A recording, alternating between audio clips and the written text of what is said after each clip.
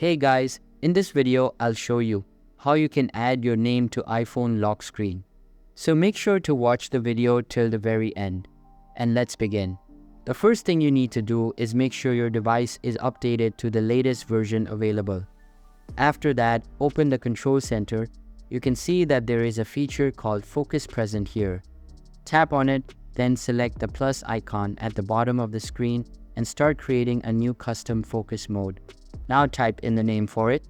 It can be anything. For this tutorial, I will type in my iPhone. Then select the icon you like. There are many options you can select from. Simply select the one you like and move to the next step. Here, choose the people you would like to receive calls or messages from while this mode is turned on.